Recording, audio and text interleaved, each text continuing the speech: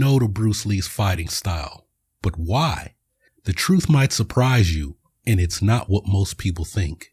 There's a popular video saying that Jackie Chan refused Bruce Lee's technique, but they're missing some crucial information. The truth is, there's more to this story than what you might have heard, and in this video, we're going to uncover what really happened and set the record straight. Hey, you've heard the myths, now let's discover the truth.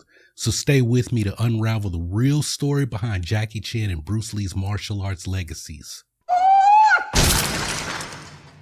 What's up, y'all? My name is Prince, and this is Goldenbell Training, where we dive deep into the world of martial arts legends and their incredible stories. And every day, I practice martial arts. You see? Martial arts cinema has shaped global pop culture, and at the heart of this genre are two legends, Bruce Lee and Jackie Chan. Bruce Lee and Jackie Chan are undeniably the two most influential figures in the martial arts film genre. While they shared a love for martial arts and a desire to showcase their skills on the big screen, their impact on the genre took distinctly different paths. They both revolutionized the way martial arts was portrayed on screen, but their journeys were as different as their styles. My last name is Lee, Bruce Lee. I was born in San Francisco in 1940. I'm 24 right now. Bruce Lee's journey in martial arts was far from traditional. After returning to the United States from Hong Kong in 1959, Bruce quickly realized that the Wing Chun techniques he had mastered back home needed adaptation. He was now training with larger, stronger individuals, which led him to start making modifications to his fighting style. This period of experimentation and growth laid the groundwork for what would eventually become Jeet Kune. Bruce often sought out fights, not just to win, but also to test his evolving techniques. He was known to visit the most dangerous parts of Seattle, like Rainier Valley, specifically to engage in street fights, honoring his skills in real-world situations. These experiences, along with a critical fight against karate instructor Yuichi Nakachi and the infamous Wong Jack Man fight, highlighted the limitations of Bruce Lee's traditional martial arts training. Bruce realized that he needed more effective footwork, better conditioning, and a fighting philosophy that was simple, direct, and efficient.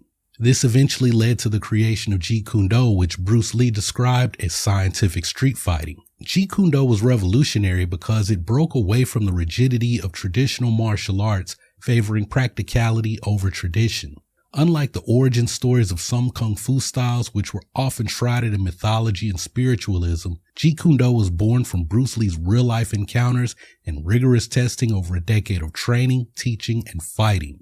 His approach was pragmatic, focusing on what worked in actual combat situations. This philosophy of simplicity and efficiency would later translate to the screen, where Bruce's fight scenes were marked by their brutal realism and visceral impact. He didn't just perform, he embodied a new way of thinking about martial arts, one that would forever change the genre.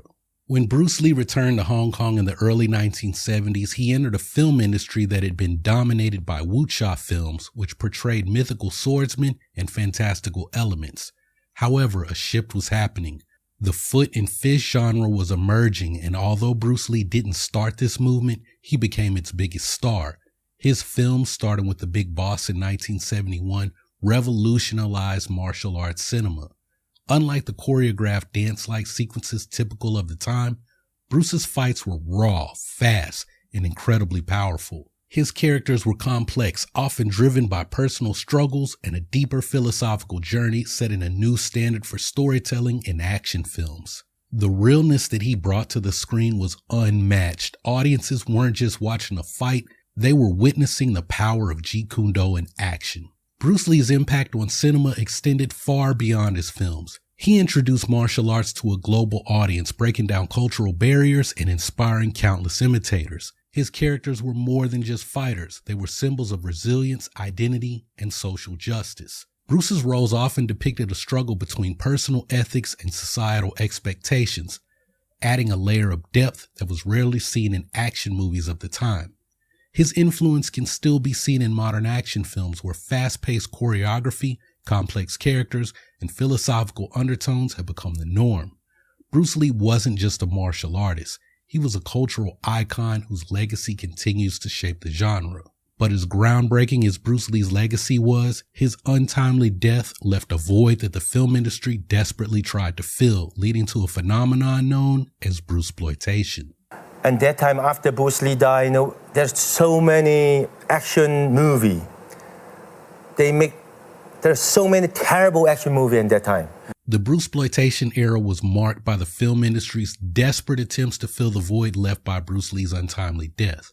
For those unfamiliar, Bruceploitation refers to the wave of films in the 70s where actors were cast to capitalize on Bruce Lee's image, often with mixed and sometimes laughable results. The demand for new Bruce Lee films was so overwhelming that studios were willing to go to extreme lengths to find anyone who could even remotely fit the mold of the martial arts legend. That time, everybody know after Bruce Lee died, there's so many Bruce Lee. You know, Bruce Lee, Bruce Table, Bruce Chair, all Bruce.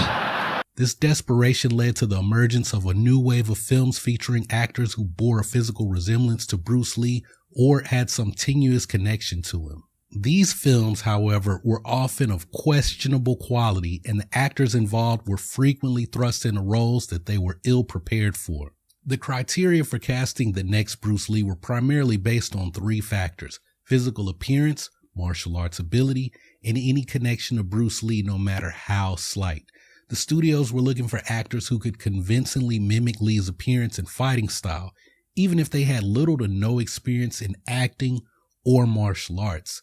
This led to some unusual casting choices, including actors who had only briefly interacted with Bruce Lee or had appeared in minor roles in some of his films. One of the earliest examples of this desperation can be seen in the film Fist of the Unicorn, which Bruce Lee briefly appeared in to support his friend Unicorn Chin. Now, unbeknownst to Bruce, the crew secretly filmed him, and these clips were later used in the actual movie. To further capitalize on Bruce's appearance, a stand-in was hired to make it seem as though Bruce's character was training Unicorn's character, and Bruce was even billed as the fight choreographer and the martial arts instructor. This incident highlights the lengths to which the industry was willing to go to exploit Bruce Lee's image. The industry's desperation extended beyond simply finding actors who looked like Bruce Lee. It also involved casting individuals who had any connection to him. Angela Mao, who played Bruce Lee's sister in Enter the Dragon, was heavily marketed as Bruce Lee's sister in subsequent films, becoming one of the biggest kung fu movie actresses of the time. Similarly, Jim Kelly, who appeared in Enter the Dragon, was marketed as the Black Bruce Lee in several films. Youngza, who played Bolo in Enter the Dragon, went on to star in around 140 films, largely capitalizing on his association with Bruce Lee.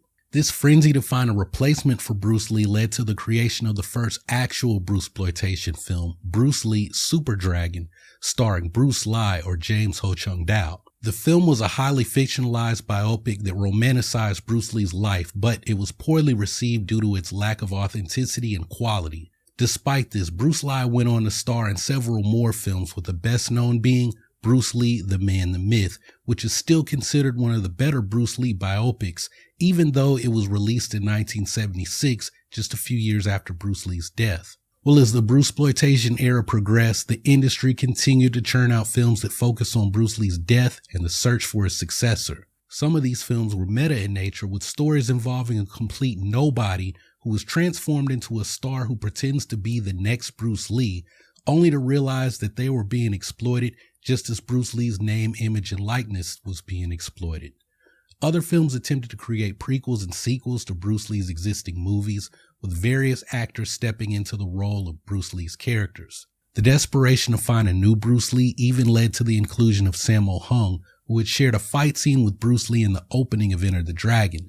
Sammo, who was a talented fight choreographer at Golden Harvest Studios, was one of the few who could convincingly imitate Bruce Lee's style. The Bruceploitation era ultimately highlighted the film industry's vulnerability to trends and its willingness to compromise quality for commercial gain. And while it provided a temporary financial boost and kept the martial arts genre alive during a challenging time, it also underscored the irreplaceable nature of Bruce Lee.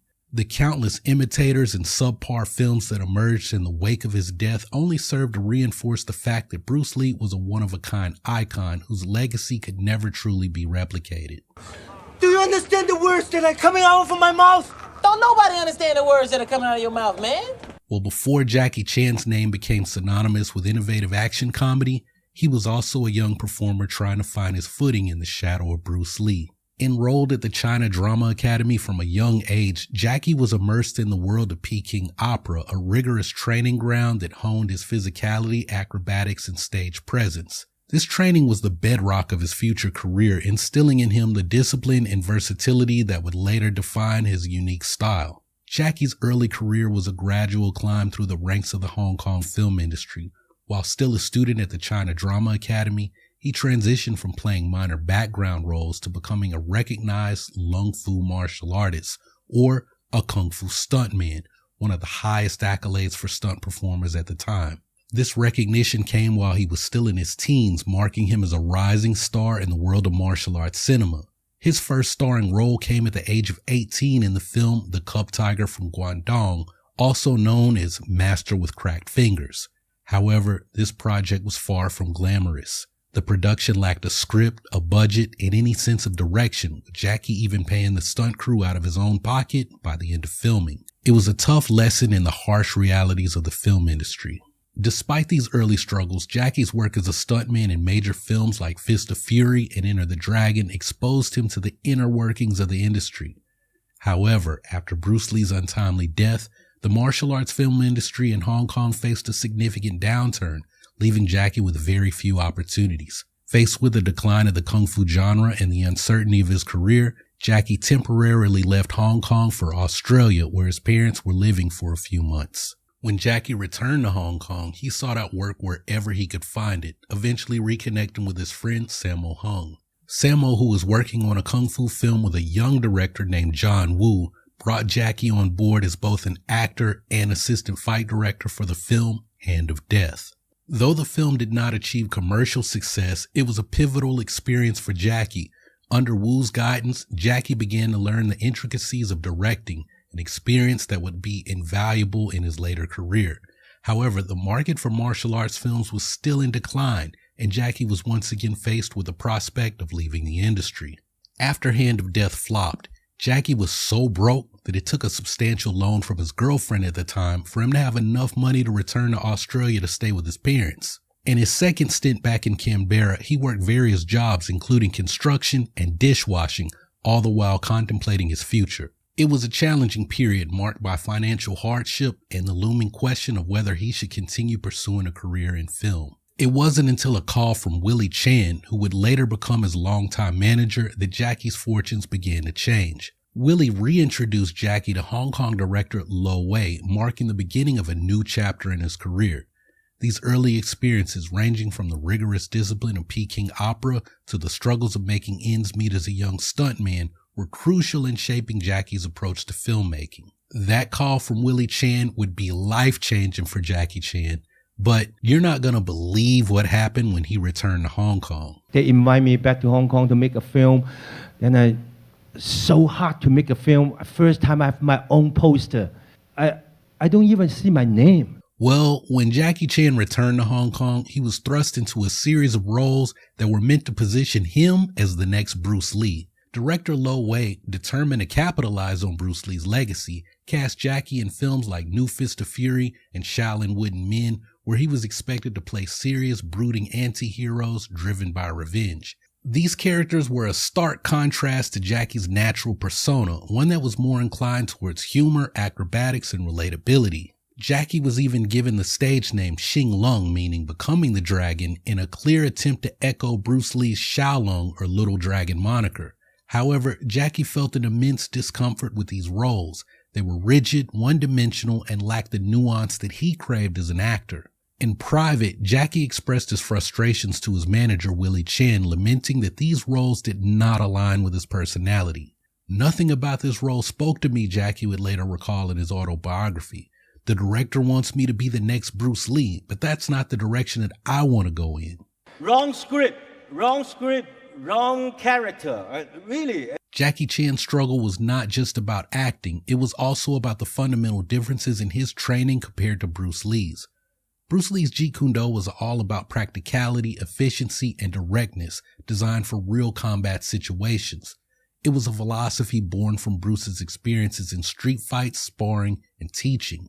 In contrast, Jackie's background was in Peking opera, an art form that emphasized stylized theatrical movements, acrobatics, and exaggerated expressions. This training made Jackie a versatile performer, capable of blending martial arts with comedy and drama, but it also meant that his style was more performative than the realistic, no-nonsense approach that Bruce Lee embodied. The industry's attempt to mold Jackie into a Bruce Lee clone overlooked these fundamental differences.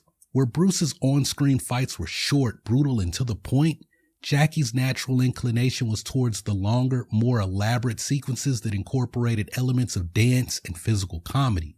This clash was evident in the films Jackie made under Lo Wei, where his talents were stifled by the need to replicate Bruce Lee's intensity and ferocity. As Jackie himself noted, Bruce Lee always kicked high, but I keep my legs low to the ground. Bruce Lee would scream and roar while fighting, but I prefer to cry out and pull faces to show how much pain I'm in. The films Jackie made during this period, like New Fist of Fury, were not just unsuccessful, they were outright disasters. New Fist of Fury was a box office bomb, and the other films either flopped or were so poorly received that they were never even released. The harsh criticism from both the industry and the public weighed heavily on Jackie. He was labeled as a box office poison, and the constant comparisons to Bruce Lee was a burden that he struggled to shake off. It's not Chen Long, it's Chen Cong. He will never becoming a dragon. He will only becoming a worm. These failures were not just professional setbacks. They were deeply personal blows to Jackie's confidence and morale. In one of his lowest moments, Jackie confessed to Willie Chan that the pressure was becoming unbearable. The roles he was being forced into were so misaligned with his strengths that he found himself doubting his place in the film industry.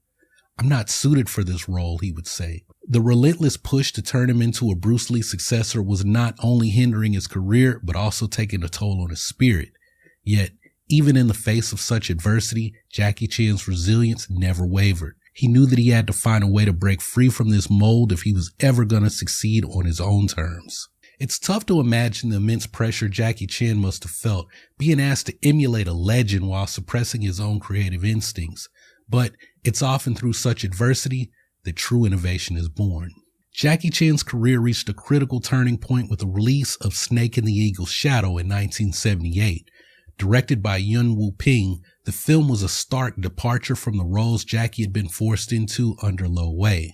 Here, Jackie was given the creative freedom to infuse his natural charisma, humor, and acrobatic skills into the character. The result was a refreshing take on martial arts cinema that showcased Jackie's ability to blend intricate stunts with comedic elements. One of the standout moments in Snake in the Eagle's Shadow is the final showdown, where Jackie's character, utilizing snake-style kung fu, confronts the antagonist.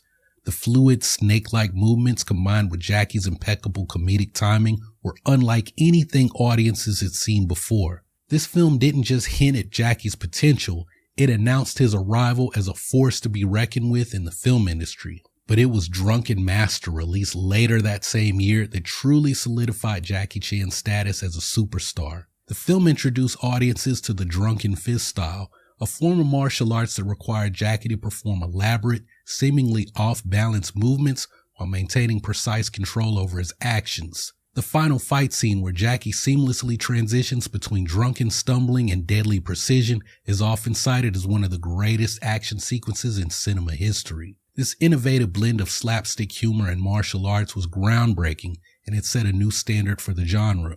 Jackie Chan's success with Snake in the Eagle's Shadow and Drunken Master didn't just mark a personal victory, it redefined the entire martial arts genre. Before Jackie, martial arts films were dominated by serious, intense heroes like Bruce Lee, whose on-screen persona was rooted in philosophical depth and unyielding strength. Bruce Lee's characters were often driven by a deep sense of justice, and his fight scenes were quick, efficient, and brutal, reflecting his Jeet Kune philosophy. In contrast, Jackie Chan's approach was lighter and more accessible. He introduced a new type of hero, one who could be both vulnerable and funny, yet still highly skilled in martial arts. Jackie's characters often found themselves in situations where they had to rely on wit and agility as much as their fighting skills. This blend of humor, intricate stunts, and martial arts not only entertained, but also made the genre more relatable to a broader audience. Jackie's films broke the mold that had been established by Bruce Lee, offering a fresh perspective on what martial arts cinema could be. While Bruce Lee's legacy was built on seriousness and philosophical inquiry, Jackie's was built on innovation and entertainment, proving that there was more than one way to captivate an audience. These films didn't just mark Jackie's rise, they paved the way for the action comedy genre, influencing countless films and stars, both in Hong Kong and in Hollywood. The success of Drunken Master was a turning point that signaled Jackie Chan's arrival as a major film star in the global film industry.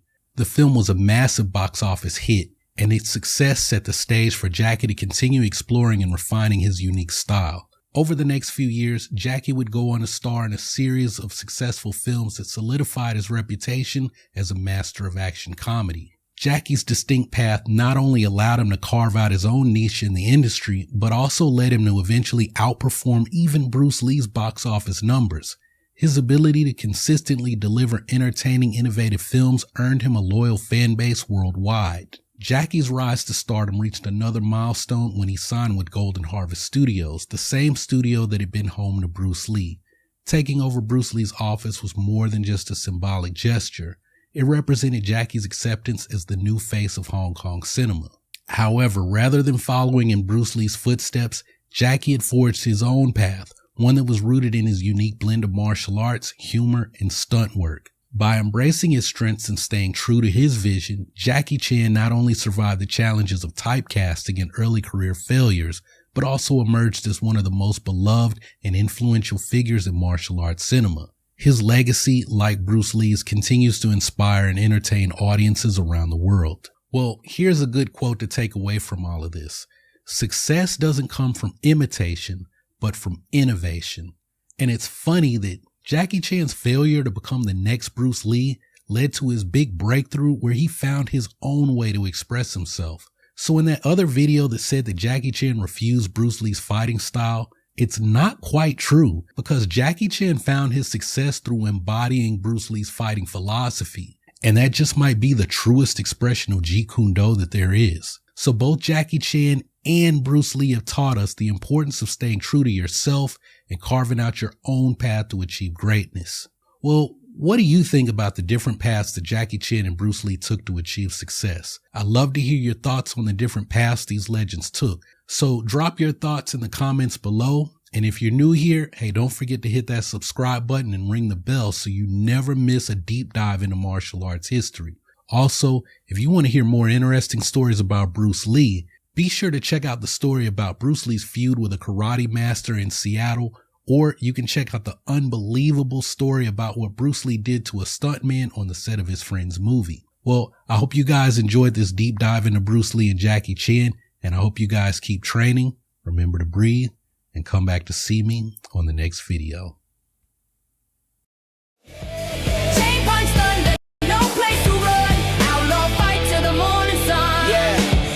The stance, Shaolin wide, Bruce and Bodge on fire inside. First punch lands, jawline crack. Bruce fights back, chest attack, overhand swinging, hammer rain. Bruce steps back, feeling the pain. Black eyes swell, blood on his lip. Round one down, but he won't quit. On the rooftop, blood on the concrete. Chain punch thunder, no place to run. Outlaw fight till the morning sun. Wall says fight, no retreat, no loss. Bruce resets, coil like a boss. Feint, then strike. Tooth hits stone, crowd goes hype. Chain fist crash, wall on his back. Concrete bounce, lights go black. Bruce still swinging, rage untamed. Wong pulls him off, fight reclaimed. Killer instinct, unleash the flame. Dragon rising, remember the name. No surrender, no retreat. Bruce Lee's power can't be beat. On the rooftop, blood on the concrete. Chain punch thunder, no place to run. Outlaw fight till the morning sun.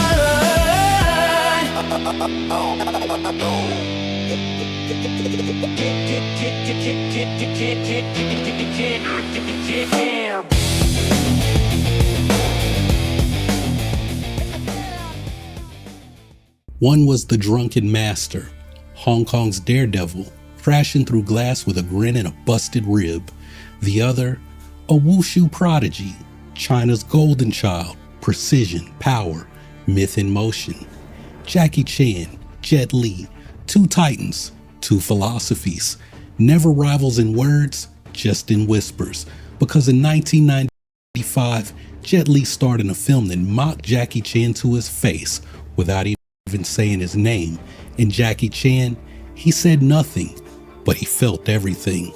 The fans made it a war, the silence made it real. And when they finally shared the screen, it wasn't a fight, it was a lesson. This is the untold story of Jet Li versus Jackie Chan, the rivalry that never exploded, but it still left shockwaves.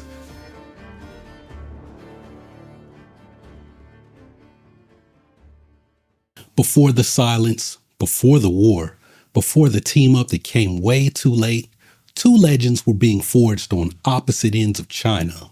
Jackie Chan didn't come from a temple, he came from a boot camp. My father's friend introduced, why do you send your son to the martial arts school? He have this kind of talent. So he sent me there. It's called like a Beijing opera. How old were you when you first became interested in the martial arts? When I was 7. When you were 7? Yeah. And you went to a special school, didn't you, called the Chinese Opera School? Yes. The China Drama Academy, a brutal Peking opera school where pain was the curriculum and survival was the diploma. I'm so happy. They said, we have a 3 year, 5 year, 7 year, 10 years. I said, 10 year, 10 year, 10 year. 3 days later, and the teacher said, come here. I think it's about time you have a Zhajang man. After I signed the contract, 1 week later, I cried like a hell. He was enrolled at age 7. His teacher, Master Yu Jim Yuen, adopted him, not metaphorically, literally, which meant he didn't just get trained, he got targeted. 5 o'clock, they just get the stick, run, pa, pa, pa, just hit you. Really? Run without bouncing, with 2 cups full of water. And if you drop the water, the teacher will whip you.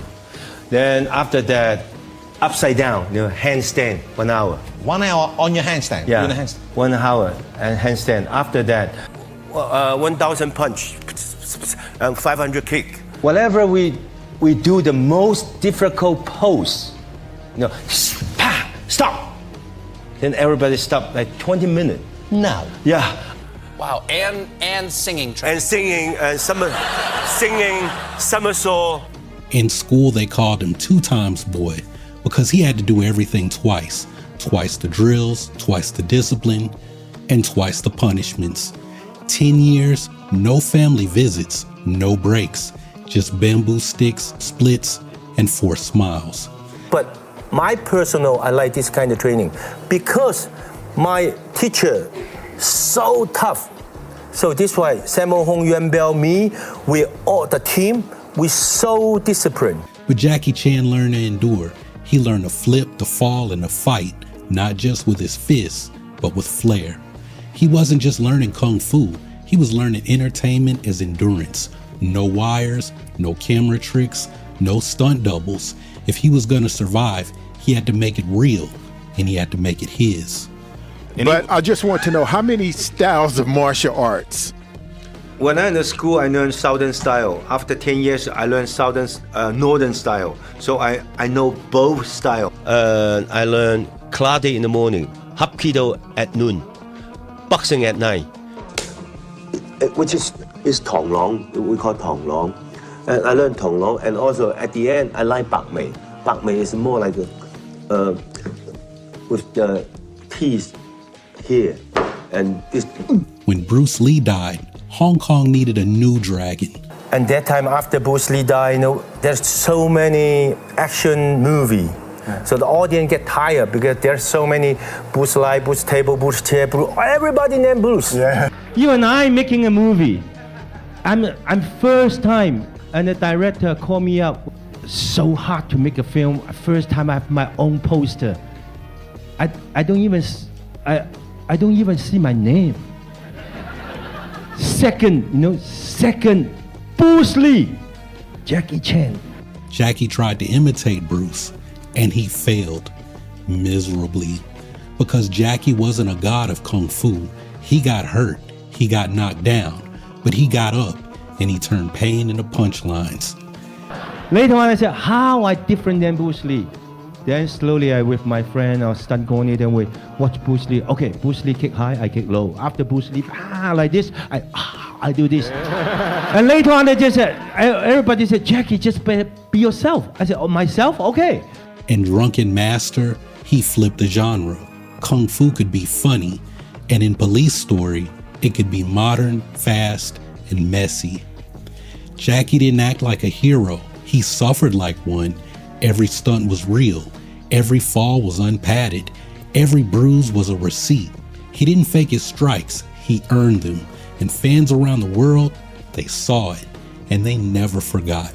But meanwhile, on the other side of the country, another warrior was rising. Jet Li was born on April 26, 1963 in Beijing, China. His given name was Li Lianji. When Li was just 2 years old, his father died of a stroke.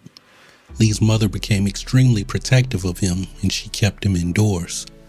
When Li turned 8, his mother finally allowed him to start attending school, but because his family was poor, Li had to wear his older sister's hand-me-downs. There was a pair of pants he had to wear to school, which was clearly girls' pants because there was a zipper down the side rather than the middle, and he'd walk down the hallways at school with his hand covering the zipper so they couldn't tell it was girls' pants. But here's where our story shifts, because that summer, everything would change. See, every summer, Chinese children were assigned to learn a special skill, and by chance, Li was chosen to study contemporary wushu. Wushu is sort of a formalized version of martial arts that has a long, long tradition in China, and it became sort of the national sport of China, and very, very important within the Chinese customs and their history. His body was built for wushu: flexible hips, low center of gravity, explosive timing. As a young boy in China, what age did you start martial arts? You start studying? Yeah, when I was 8 years old, I started training martial art. Very strict, yes? Yes, very. How did it come about? My coach, Wu Bin, his name is Wu Bin, a very famous guy. He just thought I have the talent, just kids learning martial arts. Then after six months, I slightly knows martial art, like have something. Tell us what your daily training was like. I wake up every morning 5:30 or 6 o'clock, running for 400 meters for 20 rounds, and then some little bit training, then go to breakfast. Then take 1 hour, 8:30 start training until 12, and then go have lunch, then sleep, wake up, read the newspaper. And after that, you have a little bit break. And in the evening, you need 7 o'clock, go to training again. And until 10. But after 10, you need to go to bed every day. 8 hours a day, 6 days a week. Wow. I training 12 years. Wow. Yeah. And then I work. Because if you learn martial arts better, then you don't need to go to the farmer to become, to in that time, He joined the Beijing Wushu team, China's martial arts dream factory. But this wasn't Kung Fu theater. It was national diplomacy in motion. Jet Li was a member of the Beijing Wushu team. It's basically like, imagine the gymnastics. And he's the best in floor exercise and uneven parallel bars and all of these things. And imagine he's a gold medal winner in several of those things. That's the equivalent. He knows so many styles and mastered them since he was a child. Jet Li learned to conquer forms: Changquan, Fanzichuan, Shuojiao, and nearly every traditional Chinese weapon that you can name. At age 11, he became China's all-around wushu champion, beating adults twice his size. At age 12, he performed for Richard Nixon and Henry Kissinger. Jet Li wasn't just talented, he was a political symbol, a kid carrying a country's image on his back. And then in 1982, he exploded in the film with Shaolin Temple, the first martial arts movie ever made in mainland China. And it wasn't just a hit, It was a cultural resurrection.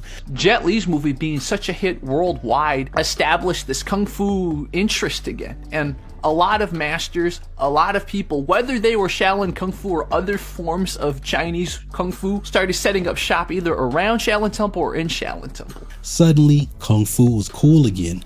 Tourism surged. Wushu academies popped up everywhere. Jet Li didn't just star in a movie, he revived a legacy.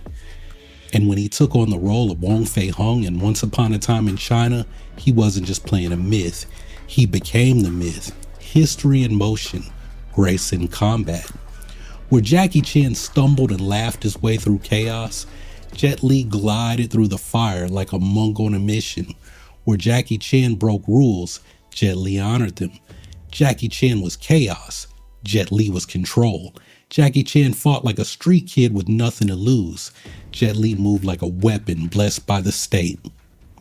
So when fans compared them, they weren't just picking between actors. They were choosing between philosophies. One man shaped by the drama of the stage, the other man molded by the discipline of national sport. Jackie Chan's style, gritty, improvised, comic chaos. Jet Li's, graceful, epic, mythic precision. Both were elite. Both were unique. But they were never trained to be rivals. That part, that came from us. See, the rivalry, it didn't start with them. It started with us, the fans. Now guys, the truth is, I didn't grow up watching Jackie Chan and Jet Li at the same time. I came into Kung Fu movies late, the late 90s, the early 2000s, and by then, I thought the two of them were rivals. And I don't even know where I got the idea. A Kung Fu forum, some movie magazine I might have read, and maybe I just filled in the blanks with my own imagination. But these guys, they were too big, too iconic, and too different not to be in competition, right? But here's the twist. That rivalry, it might not have come from them. It might have come from all of us watching their movies. Look, when I told my YouTube coach that I was going to be working on this project, I said something to him like, hey man, I always thought that Jackie Chan and Jet Li had a beef in the 90s, but it turns out it was all over a movie that somebody made that mocked Jackie Chan, and Jet Li was the star in it. And he didn't even hesitate when he responded. He told me, man, Prince, I believe that no one was bigger than Jackie Chan. It's almost sad that he doesn't get the nod as the best martial arts fighter on film ever. So you would say that'd be Jackie Chan over everyone else, including yourself? Come on, I ain't nowhere near that. Come on, man. I don't want to get into too much of his business, but he told me that he grew up doing Shaolin Kung Fu in California. And back then, Jackie wasn't just a hero. For his classmates, he was the guy, not Bruce Lee. An actual fight between Bruce Lee and Jackie Chan. An actual fight? What I would think? Yeah, who would win that fight? If I was a betting man, I'd say Jackie Chan. Jackie Chan was bigger. Of course not Steven Seagal. Can I laugh in your face? He said that nobody touched Jackie to them. After Rumble in the Bronx, he said it was game over. Jackie Chan was the king. But then 1998 happened. Warner Brother invited me come to Lethal Weapon 4. Then I have a chance to work with a lot of great actress in Hollywood. Jet Li crashed on American screens like a wrecking ball. No jokes, no ladders, no goofy sound effects, just raw technical violence. Lethal Weapon 4 wasn't a great movie, but Jet Li was the moment. And suddenly, everyone with a Kung Fu tape collection had to pick a side. Jet Li knows more martial arts than anybody you've ever seen on film. Jackie Chan or Jet Li? Comedy or cool? Daredevil or silent and disciplined? Real pain or real technique? But that same year, Jackie Chan dropped Rush Hour, a crossover hit, global stardom. Jackie always talk about his best movie, Rush Hour. It's the work with the superstar. Who's the guy? Chris Tucker. But I met Chris Tucker. He said he really want to work with me. Not Jackie. So now we had two Chinese martial arts superstars, and they were dominating American theaters within months of each other. They didn't throw punches at each other on the screen, but the media didn't care. The headlines called it a showdown, and the fans, we made it one. And honestly, it wasn't just pure hype, because just a few years earlier, Jet Li had starred in a film that many fans in Hong Kong saw as a direct hit on Jackie Chan. A film that mocked his style, his image, and maybe even his legacy. Look, Jet Li didn't write it, he didn't direct it, but like I said, he was the star in it. And Jackie Chan, he stayed completely silent for years. Maybe they never hated each other, but maybe there was something unspoken, a pause, a rift, a reason why it took over a decade for them to share the screen. And in that silence, all of the fans filled in the blanks. Not because we made it up, but because we felt it. Jet Li and Jackie Chan, they were always in the same orbit, but they were never on the same set. For years, it felt inevitable. Jackie Chan, Jet Li, the two biggest martial arts stars of their generation. Different styles, same era, same fan base, same studio. That's right, both men were signed to Golden Harvest Studios. Jackie Chan was the crown jewel, and Jet Li, he was the rising heir. It should have happened, a team up, a clash, something with these two guys together, but nothing came. No guest appearance, no shared fight scene, no passing the torch moment, just misconnections and mutual silence. One of the closest near misses, Jet Li turned down a role in a historical drama after he fell out with director Tsui Hark. Jackie Chan took the role and he won a major acting award for it. You think that might have stirred the pot, but there was no drama, no headlines, just distance between them. And even more surreal, Jackie Chan sang the theme song to Once Upon a Time in China 2, and that was Jet Li's breakout franchise. And I might want to add that Donnie Yen was the bad guy in that movie. But this was a song for a film that Jackie Chan never starred in. It was a voice lending itself to a myth that he didn't even help build. It was poetic and it was strange, and it's only in Kung Fu cinema. Over and over, they circled each other, same producers, same press junkets, same genre, but never the same set. But they both worked with Donnie Yen. And I don't know, was it timing, ego, business, or was there just no story big enough for the two of them, but big enough for Donnie Yen? It's very difficult for the two action stars in the same movies. But whatever the reason, it didn't happen. In that silence, it wasn't neutral. It left a vacuum, a space that would soon be filled, not by collaboration, but by controversy.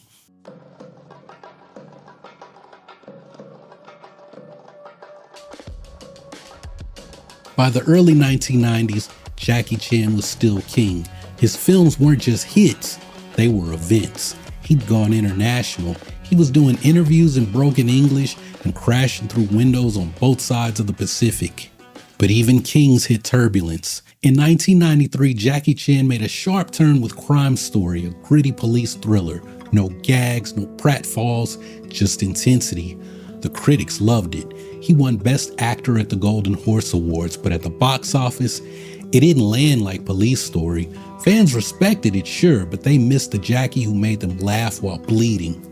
So he swung the other way. Later that same year, Jackie Chan released City Hunter, a hyper-stylized, cartoonish manga adaptation directed by Wong Jing. And that one came with consequences, but we're gonna come back to that, so hold that thought. Meanwhile, Jet Li, he was moving differently. After Once Upon a Time in China, Jet Li wasn't trying to reinvent himself. He was reinventing the genre. He wasn't just starring in kung fu movies, he was launching an entirely new movement, the new wuxia wave. Films like Feng Sayuk, Swordsman 2, and Fist of Legend weren't just popular, they were redefining martial arts cinema. They were more mythic, more operatic, and more cinematic. Jet Li leaned into wire work, intricate weapon choreography, stylized edits, and dramatic poses. It wasn't just about fighting, it was about form, atmosphere, grace. He turned combat into poetry. He made martial arts feel epic again. Critics praised the beauty, fans embraced the elegance. It was spectacle over sweat, artistry over agony. But here's the thing, not everyone was buying it. Jackie Chan said he hated the flying. He said that flat out.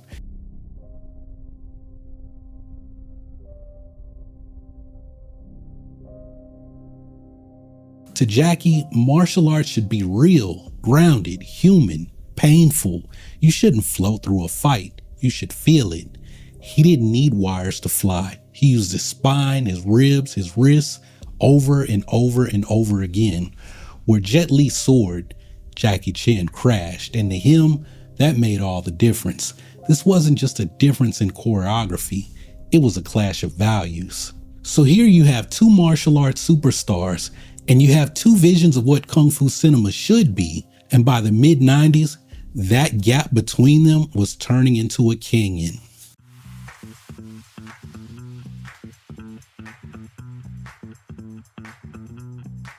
After the muted reception of Crime Story, Jackie Chan needed a win, something lighter, energetic, crowd-pleasing. So when director Wong Jing pitched a live-action version of the manga City Hunter, well, Jackie Chan said yes. The concept, pure popcorn, flashy action, comic book visuals, a flirtatious, over-the-top detective hero.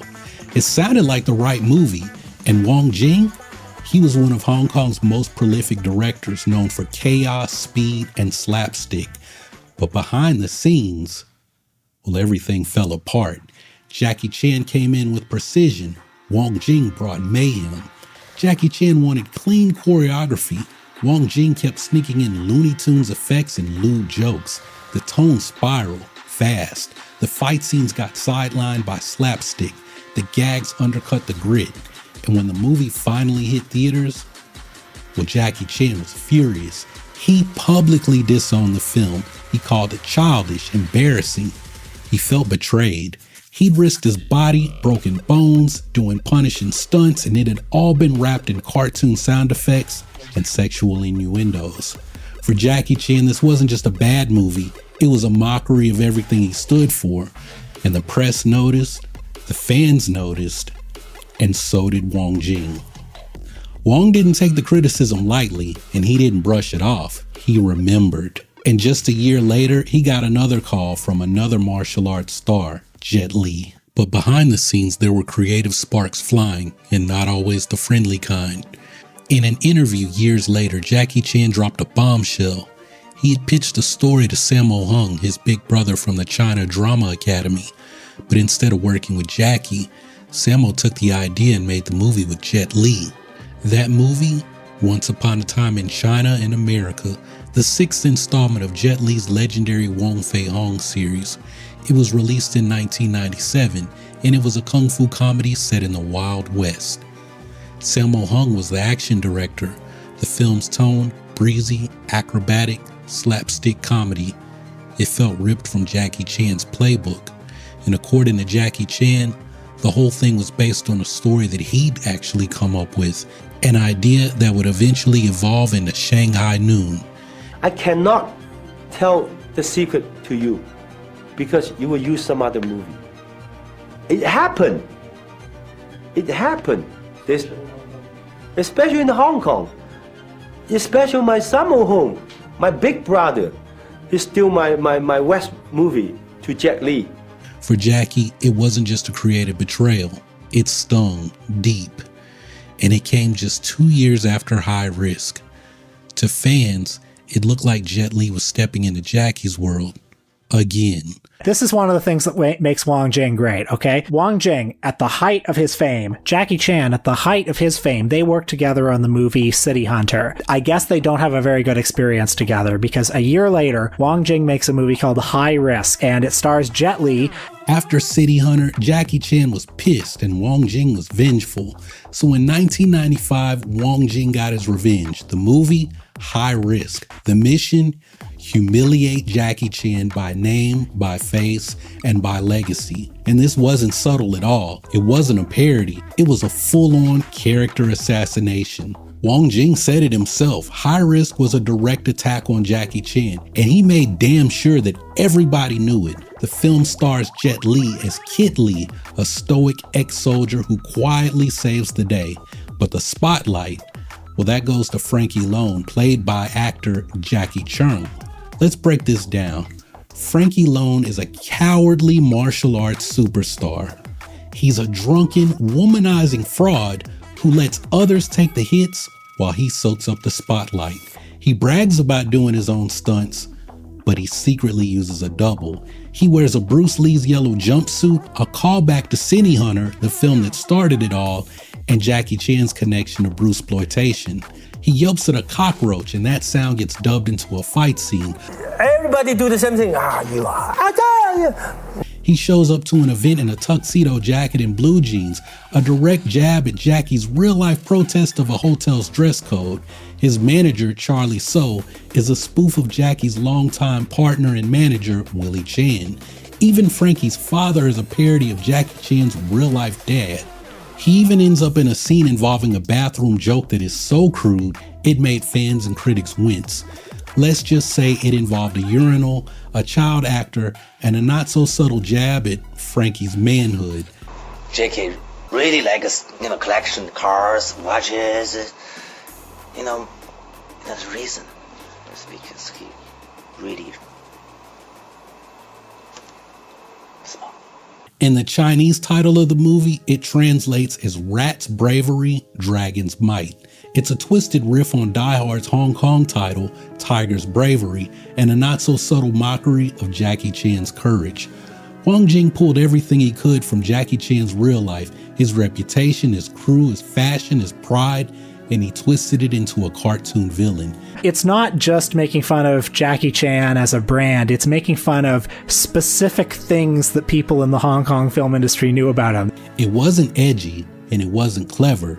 It was personal, it was ugly, and wildly beneath the legacy it was trying to tear down. And Jet Li, well, he wasn't just a bystander. He played the real hero in the movie, the man who actually did the stunts, the one with the honor, the discipline, and the skill. Now, Jet Li didn't say a single bad word about Jackie Chan, but he really didn't have to. His presence in the film validated the hit. And like we've said before, Jackie never responded. There was no press war, there was no lawsuit. There was just silence. And Jet Li, he kept his head down about it. But by then the damage was done. No one said anything, and somehow that made everything worse. High Risk landed like a grenade. The fans knew exactly who Frankie Lone was supposed to be, and they knew who was standing right beside him. But Jackie Chan, he didn't flinch. There were no interviews, no retaliation, and no call-outs, just silence. And Jet Li said nothing either. No denials, no clarifications, no defense. And that silence, well, it screamed. Look, this wasn't their first time working together. Actually, I work with all the superstars in Hong Kong. Jackie is one of them. But I don't have any special feeling. He worked with so many famous stars. He worked with Jet Li a bunch of times. He worked with Jackie Chan once. Inevitably, you see some of his movies. I worked with Jet Li in 4 movies. Including the High Risk, the Legend of Sherling, and two more. I cannot remember the English title, but Jack is a very serious guy, and he is serious in martial art and serious in life. High Risk marked Jet Li's 4th collaboration with Wang Jing after Kung Fu Cult Master, Last Hero in China, and New Legend of Shaolin. And back then Jet Li needed the work. The new wuxia wave was starting to cool off. The big budget swordplay films were fading. Wang Jing offered something else: contemporary action, a steady paycheck, and a high profile role. So Jet Li said yes. Maybe he didn't read the whole script. Maybe he didn't see where Wang Jing was going. Maybe he thought it was just a gig, but he knew it was satire. And when the smoke cleared, he realized exactly what it looked like. Years later, Jet Li did something rare in this industry. He apologized in person to Jackie Chan. He bowed his head and he said he didn't know how far it would go, that it wasn't meant to be personal, but it became personal anyway. And believe it or not, Jackie Chan forgave him. But that silence between them, that took even longer to heal. Between High Risk and the Forbidden Kingdom, more than a decade would pass. A full generation of fans would grow up believing that Jackie Chan and Jet Li were rivals, not because they were fighting, but because they weren't speaking to each other in public. So if they wouldn't fight each other on screen, well, we'd do it for them. As the years passed, Jackie Chan and Jet Li stayed quiet, but the fans made noise. Online forums, dojo debates, VHS tapes traded like contraband. You just had to pick a side. Jackie Chan, Hong Kong's madman, breaking bones and making you laugh. Jet Li, the Shaolin assassin, slicing through enemies with zero expression. And the question became legend. Who had the better kung fu movie performances? I asked you guys that exact question on this channel in 2024, and over 6,000 votes came in. Jackie Chan was the clear winner at 68%. And the comments, they were heated, hilarious, and sometimes brutally honest. Jackie broke every bone in his body, that matters. Jet Li is the real deal, no comedy, just combat. Jackie Chan's movies had soul, Jet's had skill. They're apples and pears. Why are you doing this to us? Some fans clashed over wire work. Some pulled out movie receipts citing Drunken Master 2, Tai Chi Master, Who Am I, and Fist of Legend. One guy wrote an entire thread on how Jackie Chan used zero CGI and Jet Li was too stiff. Another said that Jet Li's Lethal Weapon 4 scene destroyed Jackie Chan forever. And the kicker, well, the same debate is still going. This year we ran it again. New question, new angle, same fire. Who wins, the drunken master or the stoic monk? Over 1,000 votes and Jackie Chan still leads at 70%. And the fans still throwing combinations down in the comments. Some back Jet Li for his sharp form and serious presence. Jackie's great, but Jet Li's a more focused martial artist, so my money's on him. Others went hard for Jackie Chan's pain for performance style. No strings, no CGI, and that's what matters. And then there was the Prince of Kings, a repeat voice from both poles, still going strong a year later, writing, Jackie Chan's combat had no strings or CGI, but Jet Li will always be that guy. And this wasn't just a rivalry, it's a fan tradition. But one comment, they said it best. Why choose? Why ask a father to choose between his two sons?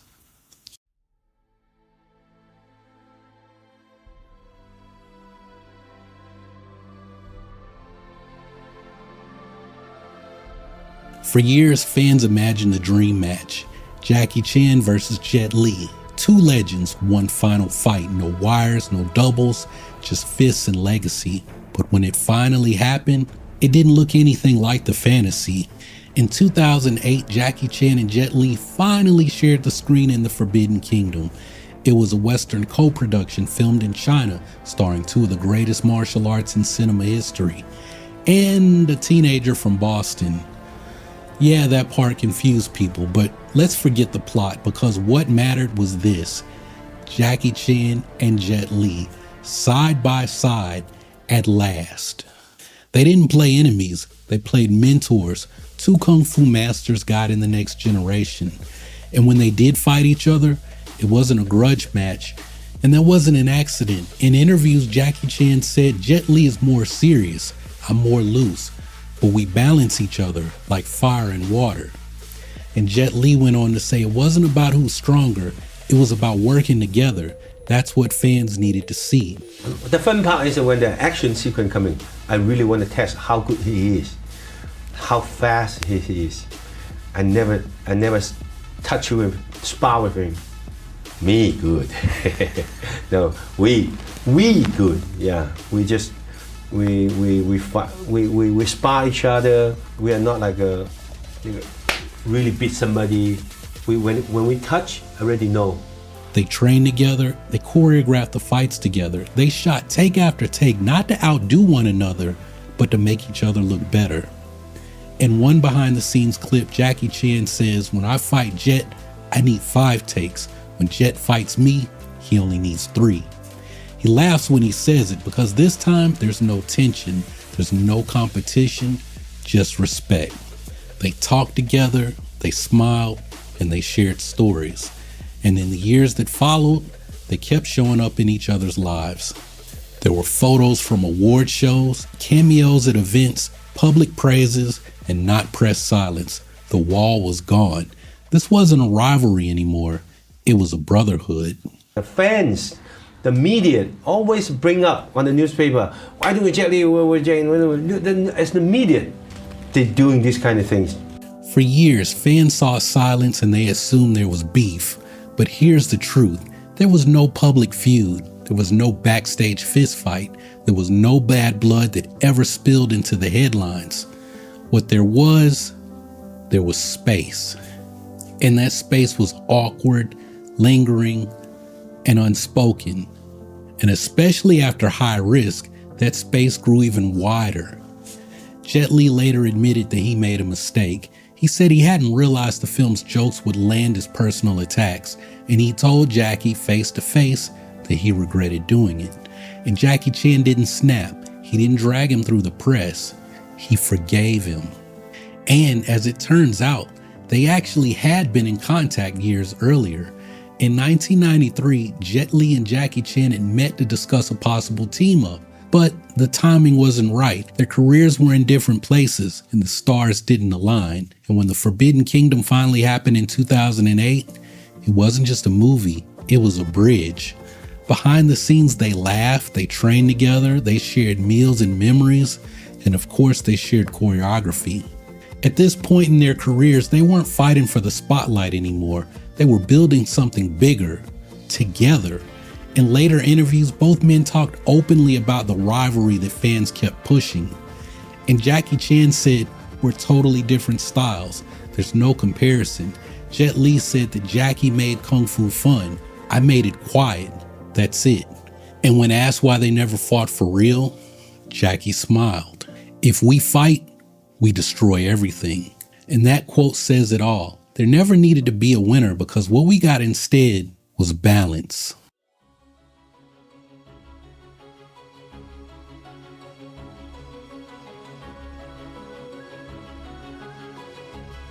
The Forbidden Kingdom was more than a movie.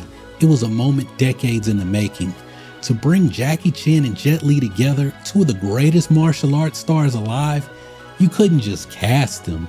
You needed a bridge, and that bridge was Yuen Woo-ping. The same man who launched Jackie's career with Drunken Master, who choreographed Jet Li's most iconic fights in Tai Chi Master and in Fist of Legend, he was a legend in his own right, a mentor to them both. Yuen knew every muscle, every rhythm, every pause. He didn't just choreograph fights, he harmonized their styles. Jackie Chan's improvisational chaos and Jet Li's precise internalized wushu. In The Forbidden Kingdom, Yuen Woo-ping didn't pick a favorite. He made sure that both legends shined. Even the cinematographer was Peter Powell, the Oscar winner behind Crouching Tiger, Hidden Dragon. The studio pulled out all the stops to capture this dream match in its purest form. And when the cameras rolled, the result wasn't just a brawl, it was poetry. Jet Li later described it as like playing chess with someone who knows all your moves, two different rhythms, one perfect dance. They weren't battling for dominance, they were showing the world what happens when two masters collaborate, not compete.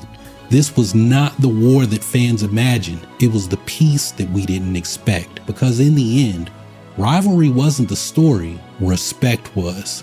So the movie got made, the handshake happened, the silence broke. But the question that never really went away, who wins the legacy? Jackie Chan, Kung Fu's greatest entertainer, the man who turned broken bones into box office gold, or Jet Li, the face of modern wushu, who gave martial arts cinema its mythic power and international prestige? Who made the bigger impact? Whose films aged better? Who influenced more fighters, more filmmakers, more fans, more future martial arts movie stars? Jackie versus Jet Li. One last round.